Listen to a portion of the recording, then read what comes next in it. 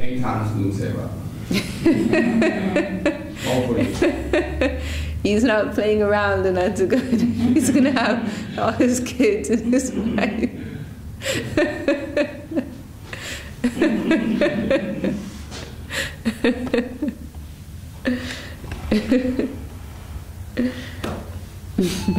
It's the only reason he had a family. Expanded service crew.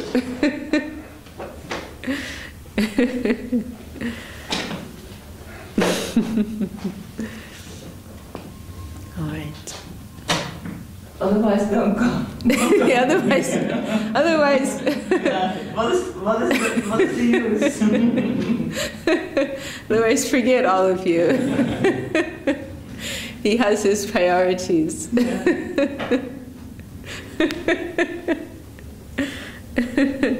Very nice.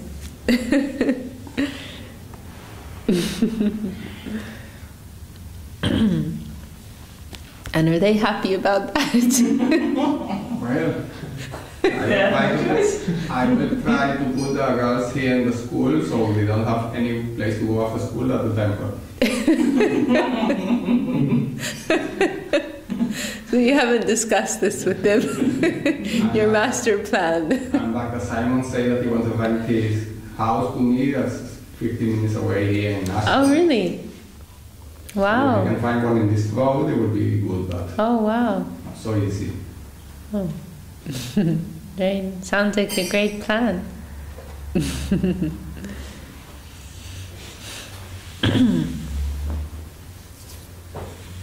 right. Are we ready to go?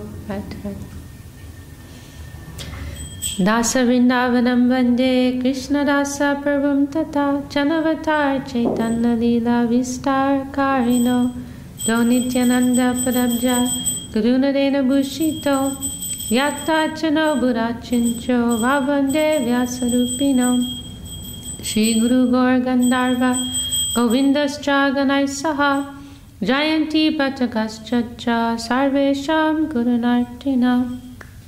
Okay, so we are continuing with Sri Chaitanya Charitamrita, and Mahaprabhu has reached a Lalanath, and so many crowds following him, wanting to see him. His close devotees like Nityananda, they're locking them outside of the temple so he can have some privacy. And after his rest, Mahaprabhu, he's opening the door, wanting to see everyone, wanting everyone to come and see him. Okay, so we'll pick up there. Tove Mahaprabhu dvar korailo mochan anande asya lok pailo dadasham. After lunch, Mahaprabhu made them open the door. In this way, everyone received his audience with great pleasure.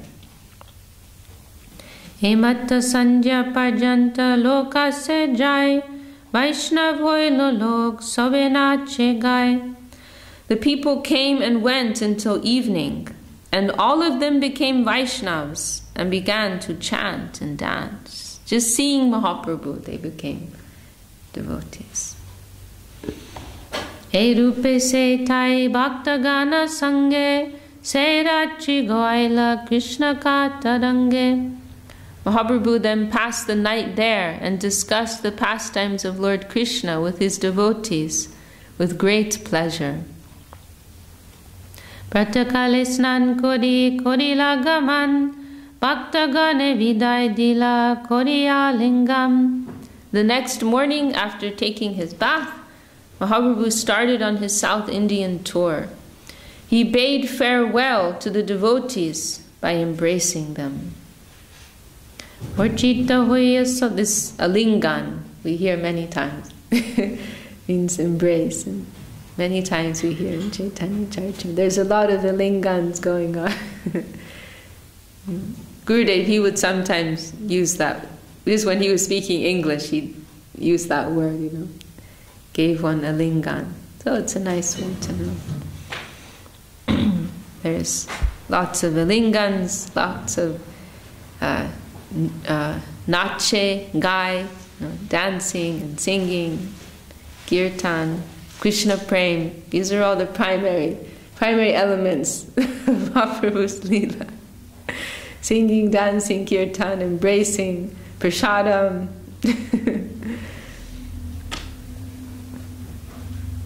Murchita, oh, and there's a lot of murchita hoya also. You know what that means? Became unconscious, fainted in ecstasy.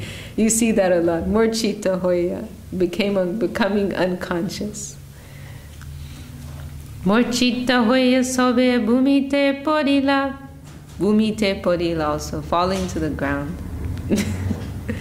Taha saba pane prabhu firina chahila. Although they all fell to the ground unconscious, we just on the previous page, exactly the same line. Mahaprabhu is saying goodbye to Sarvabhauma. What does Sarvabhauma do? Murchita hoya. Bhumite porila. Unconscious, he falls to the ground, in the pain of separation. Sometimes in pain of separation, sometimes in the joy of ecstasy. But they're losing consciousness. This is, intense rasa, intense emotion is going on in Mahaprabhu's. Intense divine emotion is going on in Mahaprabhu's pastimes all the time. This is, dealing with the essence. There's nothing dry here. In the third verse of Bhagavatam, Nigama kalpa tador galitam phalam shuka mukad. Forgetting, but that famous third verse describing Prayojan Tattva, Krishna Prem, comparing Krishna Prem to this very juicy fruit with no seed and no skin. This, rasa, Krishna Prem. This is what Bhagavatam is. This is the gift of Bhagavatam, and Mahaprabhu is tasting that, and all of Mahaprabhu's associates, they're tasting that. So there's so much intensity of feeling and this rasa, divine love. So many intense loving exchanges because they're dealing with that very essential thing, the juice, the essence. This is what the whole Veda is coming. That the Veda is compared this Nigama Kalpa, this wish-fulfilling tree that is giving us the ends of this world, dharma, artha, kama, moksha. But what is the real, and then the Vedanta Sutra, the land, the plane of consciousness, we can say, knowledge, dry knowledge, which is like pointing in the direction. That is Vedanta Sutra, that is compared to the flower on that tree of the Veda.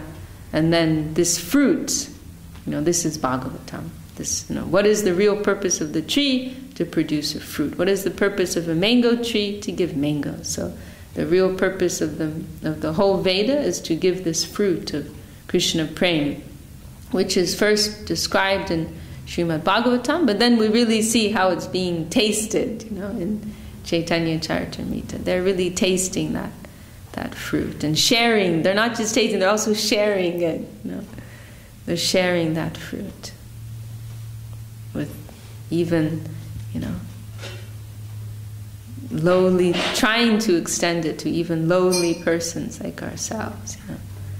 As we were discussing the other day in Sao Paulo, someone asking Param Guru Maharaj, I just cannot understand, I cannot believe this, that these Kali Yuga people, we're the worst people, we are the worst of the worst. And Mahaprabhu, he's coming.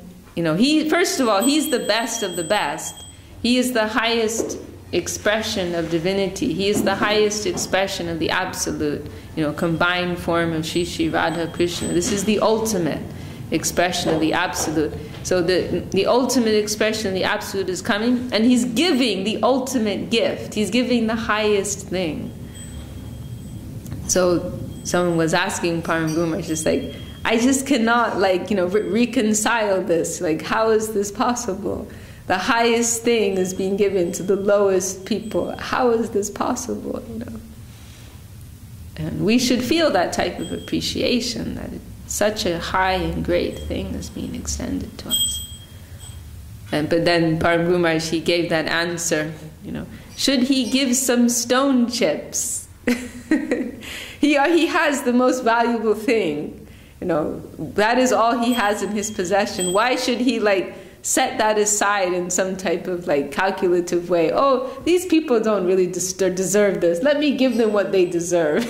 They deserve some stone chips. You know, he's not thinking like that. What he has, he's giving that. You know, what he has, and that is all he has in his stock. You know, he doesn't have any other. It's like you know, very rich people. You know, sometimes they're like buying something and they don't have any change, right? Oh, just take $100 bill, keep the change. Like, they're not going to bother themselves with petty change, you know. Like, I'm not going to keep a bunch of like $5 bills, and I just deal with $100, okay? Or, you know, like Divya Shakti Didi, when she's collecting, sometimes she'll get people like that, right? Sachi Didi also, no doubt. Maybe not so often, you know, but they don't want to give £50 note or, you know, £20 note. They don't want to deal with change, you know, or sometimes they're doing these cookie tables, right? You know, and sometimes people, and it's free, you know, and some people say, oh, I'll give $2, and then they're giving like $5 and getting their change, you know, but the, you know, higher class people, oh, just, you know, take this $10, $20, $50, $100, you know. I don't want to deal with petty change. So Mahaprabhu, he's just handing out like, you know, $1 billion bills. And he doesn't want any change. But of course, this gift is infinitely more valuable than $1 billion bills. Some dig darshan. Pointing in the direction.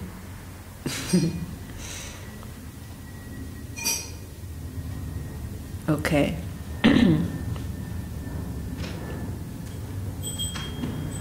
So they fell to the ground unconscious, but the Lord did not turn to see them. He proceeded onward. Vichere Vyakku Prabhu Cholila Duki Hoya Pache Krishna Das Jai Jol Pachaloya. In separation, the Lord became very much perturbed and walked on unhappily. His servant Krishnadas, who was carrying his water pot, followed behind. So Mahaprabhu, you know, saying that his devotees are saying goodbye and they're becoming unconscious, they're falling to the ground, and Mahaprabhu's not even looking at them, he's continuing on, and it may appear he's indifferent, but it's mentioning in his heart he's feeling this, you know, perturbation, this, you know, disturbance.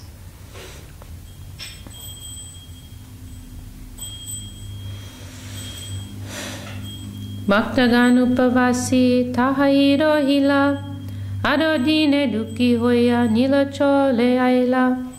All the devotees remained there and fasted. You know, they're so sad. You know, they're fasting.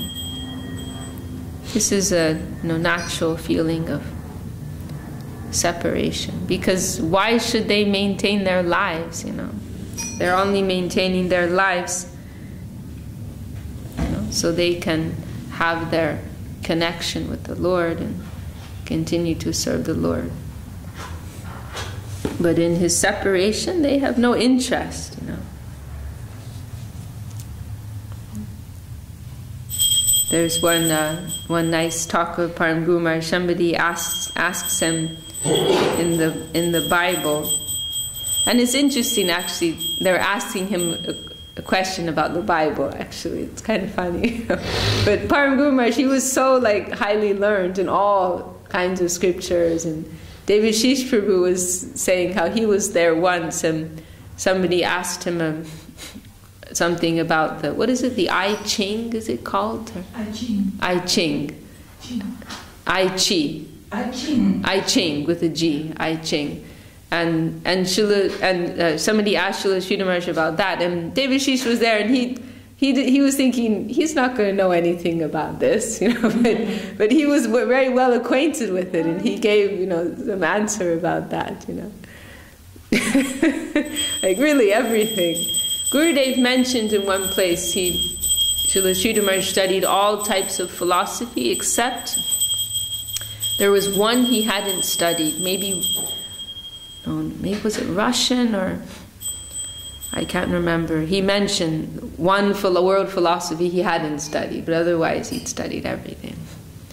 But anyway, somebody in one recording we hear, they ask Param Guru Maharaj one question about the Bible, how on one occasion some priests, they make a complaint to Lord Jesus that some of his followers are not following some regulations properly, some rules about fasting, some different practices Jesus' followers are not following, and so they make some complaint to Jesus about this. And Jesus, he replied, when the bridegroom is present, the wife is not required to fast. When the bridegroom is present, the wife is not required to fast. That was the answer. The bridegroom, the husband. Yeah. When he is present, the wife is not required to fast. And so this was the answer that Jesus gave. And so, but there's no explanation there clearly. So somebody asked Srila Sridhar Maharaj about this. And actually, I mean, this is something you see in the Vedic culture. This idea, maybe must also be in the traditional Christian culture that for example, Kadashi, it is something that traditionally widows would follow, but married ladies would not follow, because the idea is that they have to remain strong to serve their husband, and raise their family and household duties and so on and so they would not follow this fast, but only the widows they would follow this type of idea is there. And so Sridhar Maharaj, he was, the main thing I remember in his answers, he gave the example of the Braja Gopis, how they are very high level, perspective. That they are, everything they do for their own upkeep is for Krishna's satisfaction. They're well dressing, well eating, everything is for Krishna's satisfaction.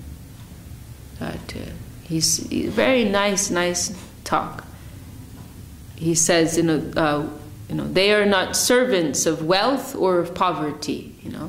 He speaks along these lines. They're not servants of either of these things, like dressing nicely or not dressing nicely. They're not a slave to either of these things. Eating nicely or not eating nicely. Eating or fasting. They are not following either of these things. They are not a slave to either of these conceptions or practices. But their principle is service to Krishna, And for Krishna's satisfaction, they will dress very nicely. They're not thinking for themselves. For Krishna's satisfaction, they will eat very nicely. And then he said, but in separation, then automatically they're not interested. They're not interested in eating nicely or dressing nicely. They're in the pain of separation. You were saying that question to Guru Maharaj about that the disciples of Jesus were not following so correctly, and then you were mentioning that Guru Maharaj said, well, when the bridegroom is there, then... No, that was Jesus' answer. But I don't understand. What do you mean in reference to that they were not following correctly? Oh, I mean, the idea is that the way I understood, they're serving Jesus and God, right? They're not concerned with general stereotyped practices. They're doing service on a higher level, like that. Like one example in Chaitanya Charitamrita, when some of the Gaudiya Vaishnavas, there's 200 Gaudiya Vaishnavas coming from Bengal, headed by Advaita Charja, and there's on a rooftop, King Prataparudra and Sarvabhauma and a few others, they're watching, right? You remember that description. They're watching and they see these 200, Vaishnava, pure devotees in Prema, Nama, Sankirtan. And when you come to a holy place, there are all these traditional things you're meant to do. First of all, you're meant to fast. You're meant to shave your head. You're meant to go bathe in the river or the ocean. There's all these things you're supposed to do. And of course, you go and see Lord Jagannath. It's one of the first things. But this group of devotees, they ignore all of those things. They go past the Jagannath temple. They go to see Mahaprabhu. They don't shave. And then not only that, but you see some other Vaishnavas are going to make arrangements for prasadam. Mahaprabhu's making arrangements for their prasadam. So they're going straight to see Mahaprabhu, ignoring Jagannath. And then there's these big baskets of prasadam which are being arranged to bring also.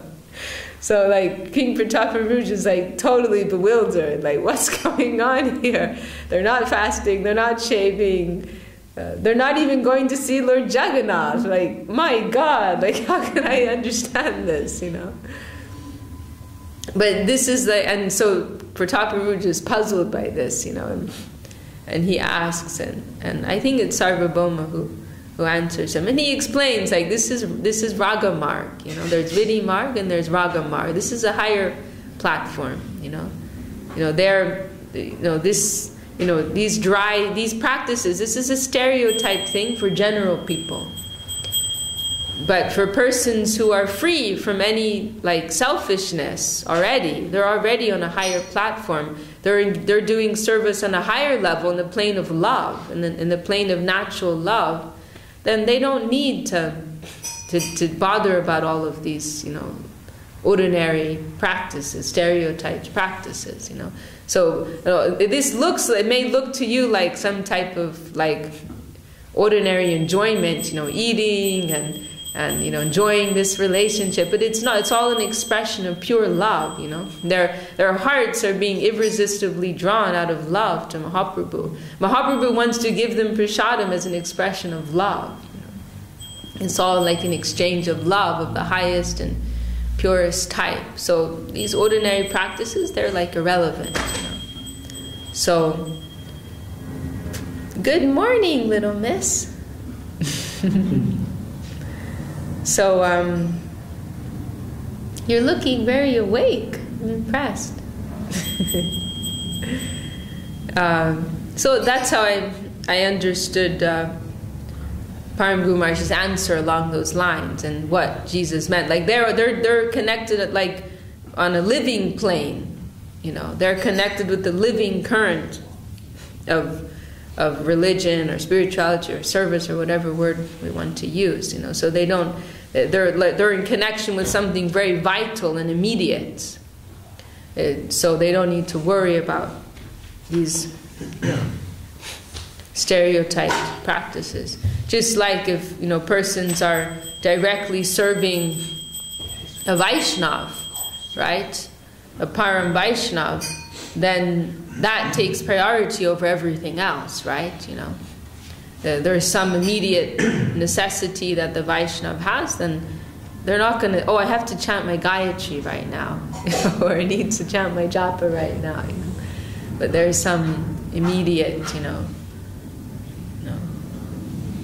pressing necessity there. There's one place, Srila Sridhar Maharaj says to clean the stool of a Vaishnava that may fetch more value than worshipping the deity.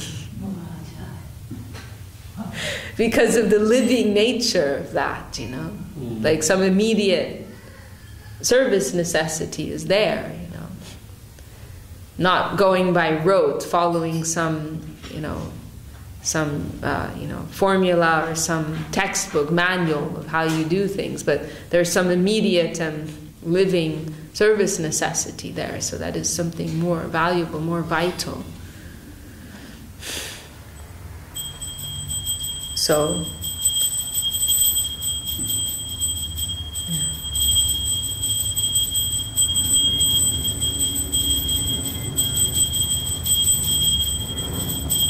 But Srila Sridhar Maharaj's answer was, he went to like a very high level actually, like giving this comparison of the Braja Gopis, you know, and they're, you know, in connection with their Lord Krishna, you know,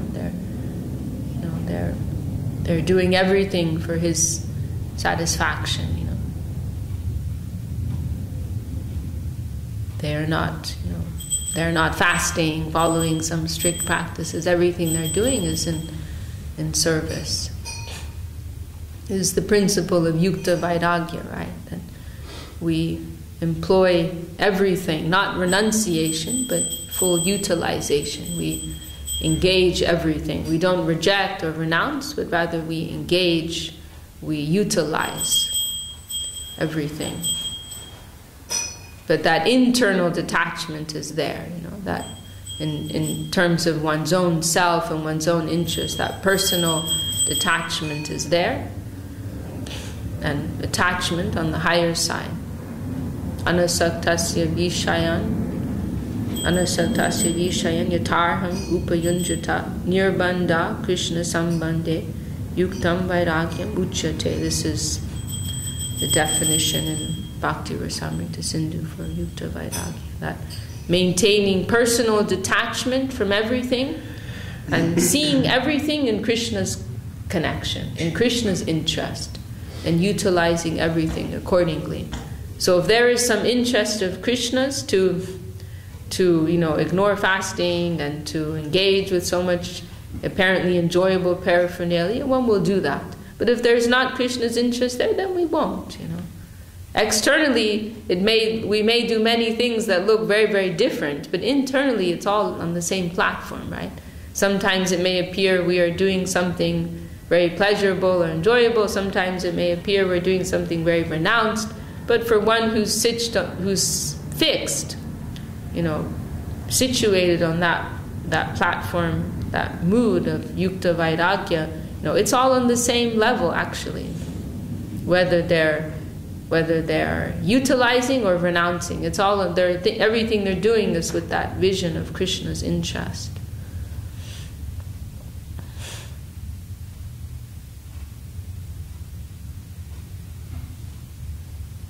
Does that make sense? Is that clear? Because here we are struggling with our mind and our selfish interest, but when you go there, then in the spiritual plane, you don't have that. That's what we are struggling in. We want to get rid of that, but you know, it's still there, and when you have your spiritual body, it's not there anymore, right? Sure, but of course all of this is in terms of consciousness, right? Not that we will go somewhere else, but that... Sure, of course, yeah, of course. It's in a plane of consciousness. Yes. Yeah. But still, I mean, there's a material body and a spiritual body. Sure, that spiritual body is there and it is pure. But now we're dealing with the covers, unfortunately. Oh, I'm remembering now in that talk, Srila Sridhar Maharaj's expression, servants of Krishna's sweet will. We are not servants of, you know, luxury or poverty, you know, like that, but we are servants of Krishna's sweet will. We are not particularly fixed on some particular idea, you know. But what is for Krishna's service, we're doing that, we're following that, you know. So, you know, we're following this principle of yukta vairagya. You know, we're trying to dress nicely, and we have beautiful ashram and all of these nice things, but in that spirit, you know. This is for service. Otherwise, you know, how did the Goswamis of Vrindavan live, right? They're living without anything, you know, living dressed in some rags, you know, eating some buttermilk. Of course, we can't maintain that, but in principle, that's the principle, right? For oneself, we don't need anything, you know. So Srila Bhaktisiddhanta Saraswati Thakur, he gave this very convenient principle. The principle is very pure, and it's also very suitable for us because it's something we can do. If we're told to go live under a tree somewhere, we couldn't do that. And live in a cave and live on buttermilk and dried chapatis. We couldn't do that. So this principle it's very perfect and pure, and it's also something we can do. We have a good excuse. But this is the thing, right? In trying to do that purity in the beginning, no doubt our own impurity is there. We're dressing nicely because we want to dress nicely, you know. We're eating nicely because we want to eat nicely. But remembering this principle, you know, that this is really meant to be for the Lord's satisfaction, then that purity of heart, that purification, it will come, you know, gradually. That is the idea. The elevated souls, you know, like our Gurudev, they already have that detachment. Everything they're doing is for service, you know. But for us, it's like we're being given some opportunity, some space to be able to gradually develop that type of purity, you know. It's like also with the whole Varnashram system. Right, persons have some particular nature and need, you know, and so they will adopt a particular role, a duty, and they have some attachment there, you know, like the Grihastha ashram is an obvious example. They have some need for marriage life, and so they will adopt that, you know. And in the beginning there will be some attachment, but by trying to, like, you know, selflessly engage in the duties of the Grihastha ashram, then gradually that detachment will develop, you know. That will come through time. So, you know, this type of facility is being given to us.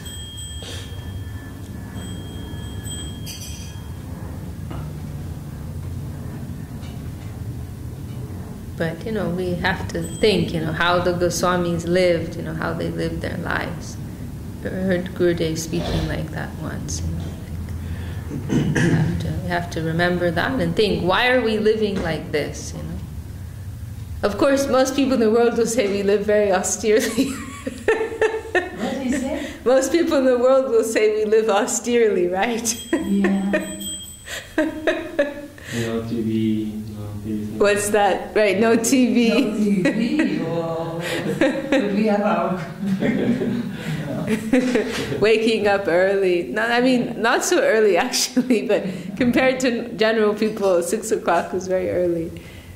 Sharing room and cold. Actually, like compared to like us living in Navadvip in the winter, it's always very warm here. But compared to how people generally live in their like heated, cozy homes, it's cold, right? Everyone's cold. So to general people, it looks like we're living austere. The simple food. I mean, to me, the food is very wonderful and opulent. But compared to like how the Goswamis of Vrindavan live, this is like, you know, luxury. You know? The Gurudev says our diet is a simple life. It's simple.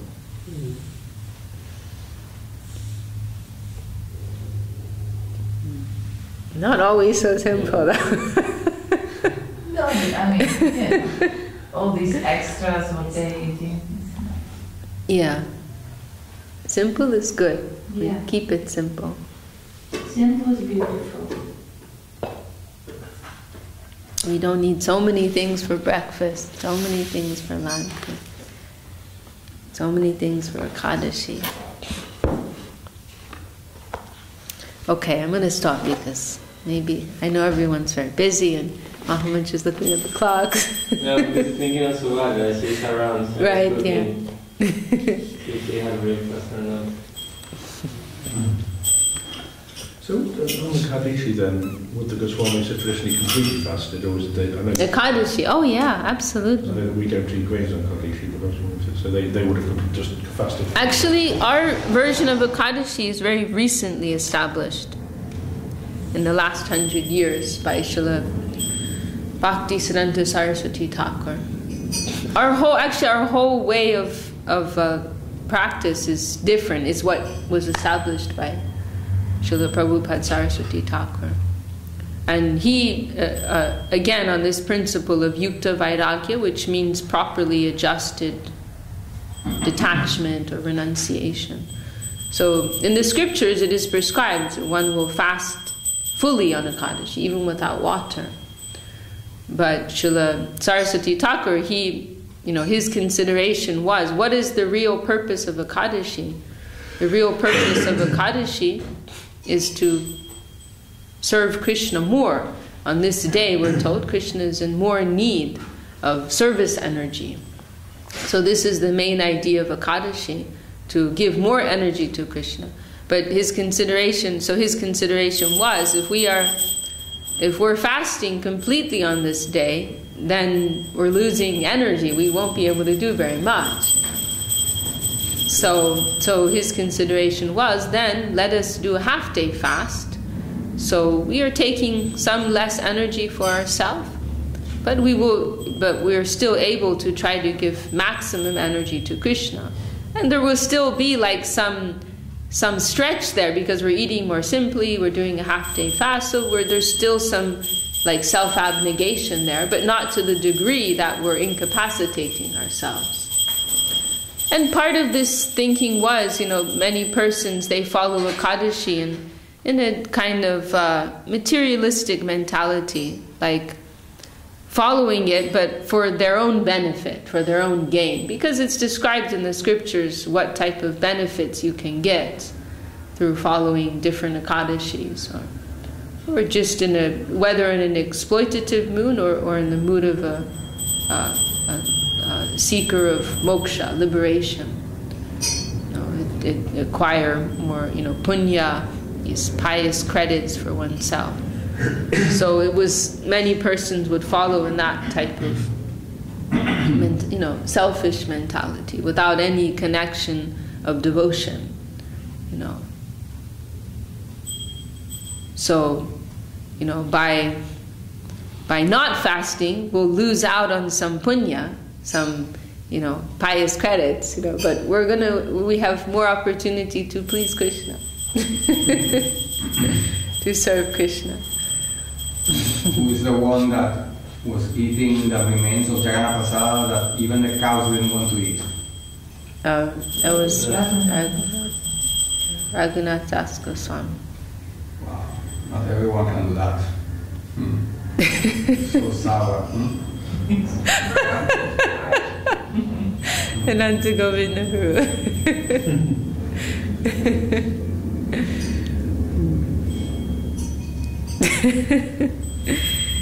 Yes. And we can't imitate them as well, because they're on such a high platform of devotion. They're being sustained by something higher, right?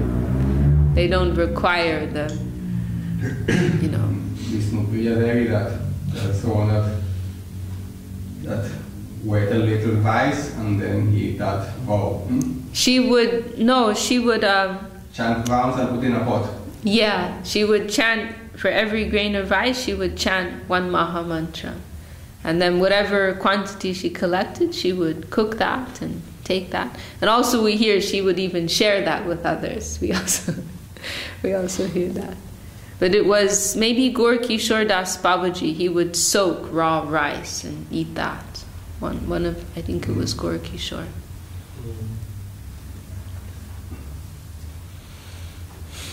Practically living with prana only. They're living on something even higher than prana. They're living on prapana jivan amrita.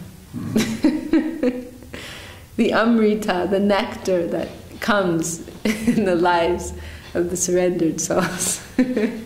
Prana is also material. That is like a yogic thing. But but they're more than that. They're more than yogis.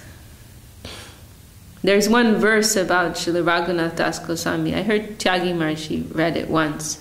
Maybe it's in the Bengali Kirtangan, describing Raghunath Das Goswami, how he gradually ate less and less and less, you know, as his life progressed, and you know, like he was eating some quantity of buttermilk, only that, then he was eating less, and then finally he was just nothing, you know, in his very last period. So they're in a, you know, they're being sustained by some higher plane. Better to follow Madhu Mangal, so many Gluyamans and mangoes, or follow Mahaprabhu that he says, up to that.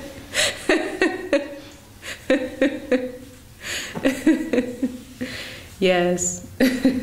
But I also cannot follow that. I can't follow that either. Middle path, you know. Srila Sridhar Maharshi sometimes describes Yukta Vairagya as the middle path. You know?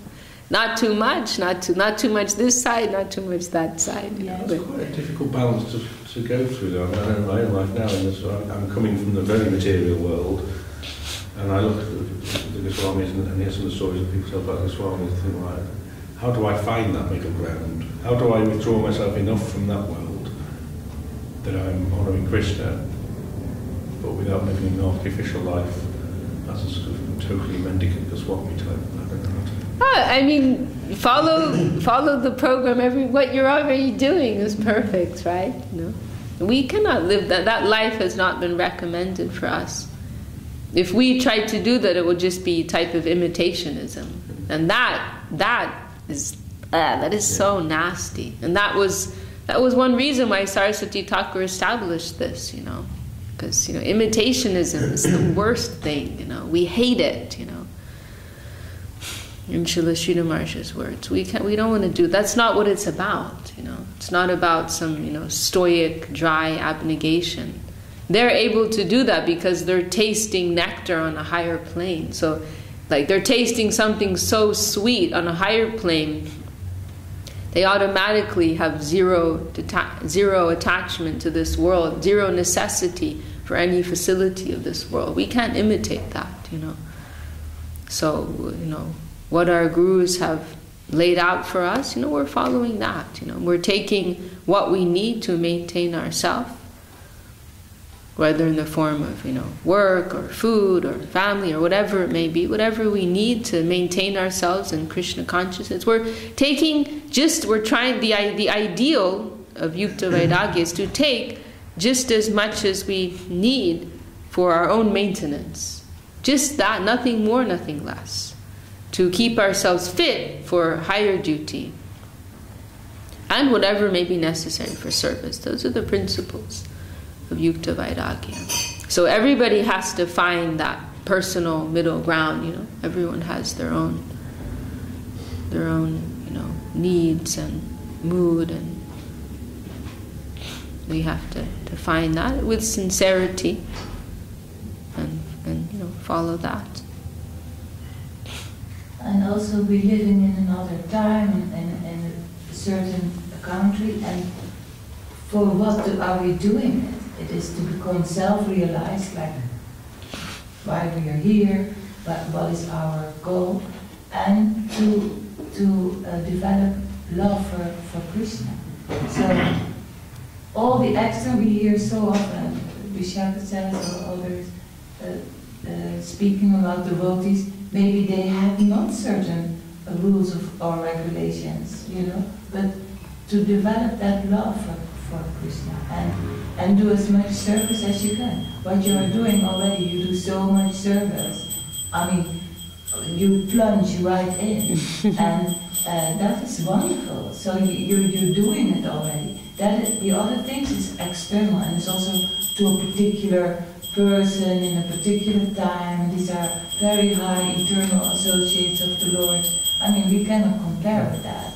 But, you know, what you're doing, so much service, you know, attending to what our gurus, the example, have given. You know, there's nothing like really out of out of reach or very out of any, normal way of proceeding for us. Yeah, this point Didi's made about service is very important. Our gurus also put emphasis on the principle of positive engagement as opposed to, negation or withdrawing. Through positive engagement, positively engaging ourselves, then automatically, everything will be adjusted, purification will take place. It's not that we have to try to fix certain things, but it will automatically follow, in the wake of that. Otherwise, there's that famous verse in Bhagavad Gita, Vishaya vinivartante nirharasya dehina rasavarjam, remember? Yes, that's it. Rasopyasya param drishta nivartate, yes. That, persons may artificially withdraw their body and senses from various paraphernalia of this world, but the taste for that is still within them. But for those who have, param drishtva, who have higher vision, higher taste, as Srila Swami Maharaj used to say, then automatically that lower taste has left them.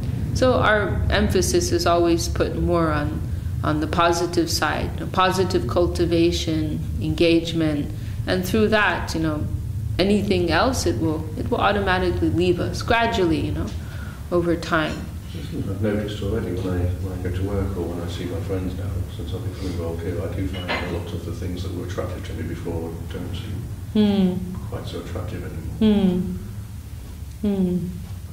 Yes.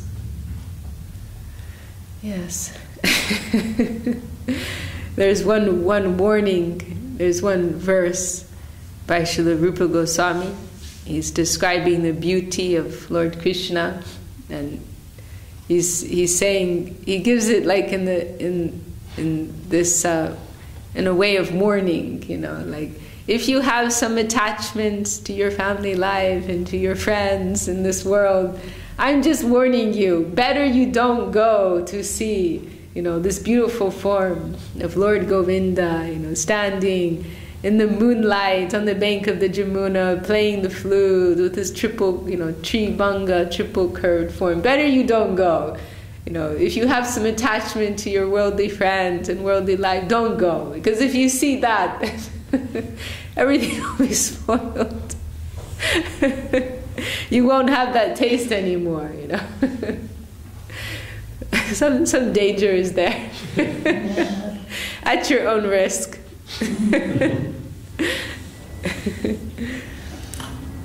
Okay, we better stop. We won't finish. Bhakti Devidasi, please sing. Please sing.